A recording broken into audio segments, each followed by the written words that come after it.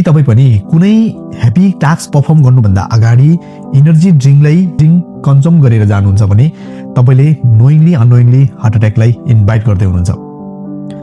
Energy ड्रिङ्कले हामीलाई यो promise गर्छ कि म तपाईँलाई तुरुन्तको तुरुन्तै इनर्जी तपाईँको बुस्ट गराउन सक्छु, तपाईँलाई सुपर पावर फिल गराउन सक्छु। यसको ब्याक साइड फ्लिप साइड के छन्, नबताइएको साइडहरू के छन् इनर्जी ड्रिङ्कको, यही विषयमा हामी जान्ने कोसिस गर्नेछौँ र यसले हाम्रो शरीरमा के गरिरहेको हुन्छन् यही विषयमा जान्नेछौँ। सो भिडियोलाई अन्तिमसम्म 20 वर्षकी ज्यास्मिन गर्चा युएसमा बस्ने एउटा केटी हो जो चाहिँ एक्सर्साइज गर्न एकदम मन पराउने र जिम लभर रहेछन्, फिटनेस लभर, र ऊ चाहिँ एउटा इनर्जी ड्रिङ्कको त्यो लुपको साइकलमा पनि फसेको रहेछन्। उसले चाहिँ जहिले पनि जिम जानुभन्दा अगाडि यो सोचेर कि म आज बेस्ट एक्सर्साइज गर्नु छ, मलाई इनर्जी चाहिएको छ भनेर त्यो इनर्जी एक्सर्साइज बेस्ट हुने आशामा उसले जहिले पनि ओभरडोजमा इनर्जी ड्रिङ्कलाई कन्ज्युम गरेर जाँदो रहेछन्। र एक दिन चाहिँ उसले इनर्जी ड्रिङ्क कन्ज्युम गरेर एक्सर्साइज गर्न सुरु गरेछन् र त्यो गरिसकेपछि तेस्रो सेट सुरु गरेर तेस्रो सेट नपुग्दै उसले हार्ट एट्याक आएछन्।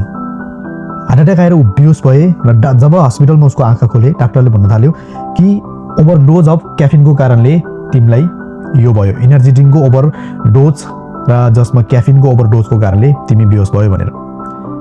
साथीहरू यो हो एकदम ठुलो रिस्क। इनर्जी ड्रिङ्कको कारणले हामी आफ्नो शरीरलाई पनि आफ्नो मुटुलाई पनि हार्ट एट्याक। सो यो इनर्जी ड्रिङ्कको पछाडिको साइन्स के हो त, यसले कसरी के गरिरहेको हुन्छन् जसको कारणले हामीलाई हार्ट एट्याक आउने सम्भावना पनि धेरै छन्। इनर्जी ड्रिङ्क जब तपाईँ लिनुहुन्छ नि, एउटा इनर्जी ड्रिङ्कमा के हुन्छ, एउटा मोन्स्टर इनर्जी ड्रिङ्कमा तपाईँको 140 देखि 150 mg को क्याफिन प्रेजेन्ट हुन्छन्, जुन भनेको एकदम धेरै हो। तपाईँले 2टा मात्र खानुभयो भने तपाईँको बडीको क्याफिन लिमिट क्रस हुन सक्छन्। WHO ले बताएको अनुसार हामी एउटा एडल्ट व्यक्तिहरूको लिमिट भनेको 400 mg क्याफिन डेली हुन्छन्। अब 2टा या 3टा तपाईँले इनर्जी ड्रिङ्क खानुभयो भने त्यसबाटै तपाईँको लिमिट क्रस हुन्छन् र ओभरडोज हुन जान्छन्। अब जब तपाईँको एउटा इनर्जी ड्रिङ्क खानुहुन्छ त्यो क्याफिन तपाईँको शरीरभित्र पुग्दाखेरि कसरी काम गर्छ त, तपाईँलाई लाग्छ त्यो इनर्जी ड्रिङ्कले एकदम बुस्ट तरिकाले मलाई इनर्जी दियो भनेर, तर वास्तवमा के भइरहेको हुन्छन्, वास्तवमा जब तपाईँले जुन एउटा इनर्जी ड्रिङ्क पाउँछन्, जुन क्याफिन तपाईँको बडीभित्र जान्छन् त्यसले हाम्रो ब्रेनमा एउटा एडेनोसाइन हार्मोन रिसिभ गर्ने रिसेप्टरलाई नै ब्लक गरिदिन्छन्। अब यो एडेनोसाइन हार्मोन के हो त, एडेनोसाइन हार्मोन त्यो हो जब हामी बिहानदेखि उठ्छौँ, हाम्रो बडी एक्टिभ हुँदै काम गर्दै दिनभरि थकान लाग्दै जाँदाखेरि जब डेको अन्तिममा हामीलाई के हुन्छ, अब बडीलाई स्लो डाउन गर, अब हाम्रो बडीलाई बेड टाइमको लागि प्रिपेयर गर्नुपर्छ, थकाइ धेरै लागेको छ भनेर त्यो हाम्रो बडीले त्यो सिग्नल पास गर्छन् हाम्रो ब्रेनलाई। र जब हामी क्याफिन खान्छौँ, जब हामी इनर्जी ड्रिङ्क खान्छौँ, त्यसमा प्रेजेन्ट भएको क्याफिनले त्यो हाम्रो ब्रेनको त्यो एडेनोसाइन रिसिभ गर्ने हार्मोनको रिसेप्टरलाई नै ब्लक गरिदिन्छ र हाम्रो ब्रेनले त्यो हार्मोन रिसिभ गर्न नपाउँदाखेरि अब यो डिसिसन लिन्छ कि अब बडीलाई फेरि एक्टिभ गराउनुपर्छ, एक्टिभ मुडमा ल्याउनुपर्छ। जबरजस्ती फोर्सफुल्ली हाम्रो बडी एक्टिभ मुडमा आउँछन् र हामी एउटा इनर्जेटिक फिल गर्छौँ। कुनै पनि क्याफिनले हाम्रो बडीलाई इनर्जी दिएको होइन कि हाम्रो बडीको सर्केडियम रिदमलाई नै हाइज्याक गरिदिएर यसले जबरजस्ती हाम्रो बडीलाई काम गराइरहेको हुन्छन् है। क्याफिनको काम यो हो। र क्याफिन अरू के हुन्छ त, जस्तो तपाईँको क्याफिन दैत्य हुन्छन् र अरू काम लाग्ने चिज भनेको त्यो इनर्जी ड्रिङ्क भित्र हुन्छन् टोरिन र टोरिन प्लस बी भिटामिन्स।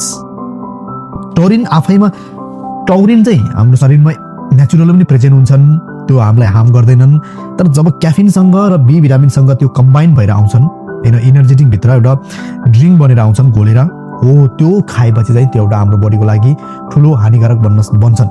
कसरी?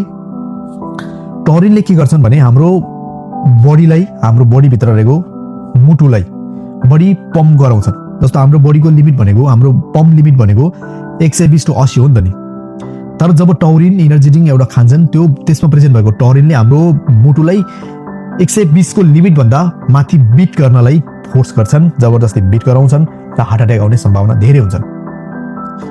टोरिनले यो काम गर्छन्, टोरिन प्लस बी भिटामिन्सले।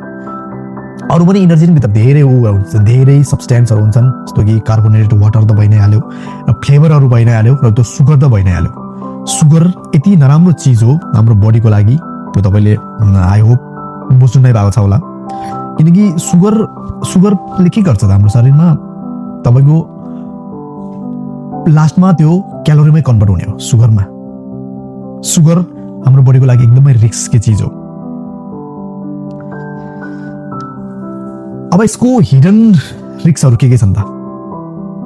एनर्जी ड्रिङ्कबाट हुन सक्ने रिस्कहरू, तपाईँको हार्ट एट्याक आउने सम्भावना भयो, त्यो त भइ नै हाल्यो। तपाईँको निन्द्रा हराउने, निन्द्रा हो सबभन्दा डेन्जर निन्द्रा, तपाईँको निन्द्रालाई गायब गराइदिन्छन्। सो यसको बेफाइदाहरू चाहिँ के छन् त? बेफाइदाहरू धेरै छन्, जसको पहिलो एकदम मेरो पोइन्ट अफ भ्यूबाट चाहिँ हाम्रो निन्द्रा गुमाउनु, निन्द्रा राम्रोसँग नलाग्नु। जब तपाईँले इनर्जी ड्रिङ्क पिउन थाल्नुहुन्छ यसको कारणले तपाईँको निन्द्रा टोटली जाने हो। अघि नै भने हामीले कुनै पनि चिजको तपाईँलाई एकदम बुस्ट तरिकाले इनर्जी दिइरहेको छ भने कुनै पनि चिज जहाँ एक्सन हुन्छ त्यहाँ रिएक्सन पनि हुन्छन्। यसको रिएक्सन हो, यसले हाम्रो निन्द्रालाई पुरै तरिकाले गायब बनाइदिन्छ, आइसोमिनिया बनाउँछन्। दोस्रो हो हार्ट एट्याकको रिस्क हुन्छन्। तेस्रो हो हाम्रो बडीको इनर्जी टोलरेन्सलाई बनाउँछ, जसको कारणले हामीलाई भोलिको दिनमा पनि केही टास्क गर्नको लागि त्यही इनर्जी आवश्यक पर्छन्। त्यही जस्तो ब्रेनले के मागिसकेको हुन्छ, अब मलाई यो काम यो बिना गर्न सकिँदैन भन्ने हाम्रो ब्रेनमा त्यो एउटा लुप बनाउँछ।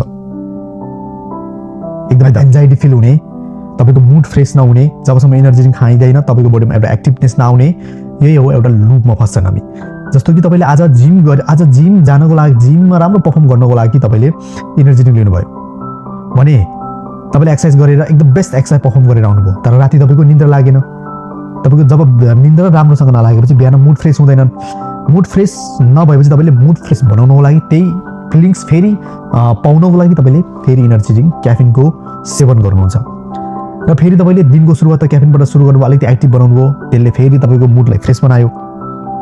तर जब डे बित्दै जान्छ दिन बित्दै जान्छ तब तपाईँको जुन हिजो तपाईँले खाएको टाइममा तपाईँको मुड फेरि अफ हुन्छन्, तपाईँको त्यो क्याफिनले काम गर्न छोड्छन् र फेरि तपाईँलाई तपाईँको जानले बडीले माग्छन् कि अब फेरि पनि मलाई त्यही इनर्जी देऊ र तपाईँ यही यसको एउटा लुपमा, यो साइकलमा फस्दै जानुहुन्छ। यो हो एउटा डेन्जर लुप इनर्जी ड्रिङ्कको। हामी यो इनर्जी ड्रिङ्कमा रिस्क छ भन्ने कुरा थाहा छ। अब यसलाई हामी कसरी मिनिमाइज गर्न सक्छौँ त? जस्तो कि तपाईँले पहिलो कुरा भनेको तपाईँको बडीमा के छ, तपाईँमा हाई ब्लड प्रेसर छ भने पनि तपाईँमा ठुलो हार्ट एट्याकको रिस्क हुन्छ, यो पहिलो नम्बरमा। प्रेग्नेन्ट व्यक्तिहरूले खानु नै भएन, प्रेग्नेन्ट भएको महिलाहरूले यसलाई खानु नै भएन र बच्चाहरूले त यसलाई खानु नै भएन र धेरै बुढेसकाल धेरै एज भएको व्यक्तिहरूले पनि खानु भएन, यसले असर गर्छ धेरै नै। अब कुरो गरौँ, तपाईँले एक्सर्साइज गर्नुलाई यसमा डिपेन्ड हुनुहुन्छ भने आफ्नो नेचुरल इनर्जीमा डिपेन्ड पर्ने कोसिस गर्नुहोस्। मैले पनि पहिला एक्सर्साइज गर्नुभन्दा अगाडि यो मैले पनि गरेको गल्ती हो र मैले फिल गरेको छु र यसलाई तपाईँले सही तरिकाले लिमिटेडमा बसेर आफ्नो लिमिटभित्र बसेर प्रयोग गर्नुहुन्छ भने यसमा ब्याड चिज छैन है, नट ब्याड। त्यसैले जस्तो तपाईँले आफ्नो दिनमै 3-4वटा खाना थाल्यो भने यो एउटा ब्याड हेबिट हो, तर तपाईँले दिनमा एउटा खानुभयो या कुनै तपाईँले ह्याबिट टास्क पर्फर्म गर्नको लागि थोरै मात्रामा लिमिट मात्रामा खानुभयो भने ओके। र टाइम सबभन्दा म्याटर गर्छ, टाइम। तपाईँले जब सुत्नुभन्दा 3-4 घन्टा अगाडि यो एक्सेसिभ रूपमा इनर्जी ड्रिङ्क लिनुहुन्छ भने अभियसली तपाईँको निन्द्रा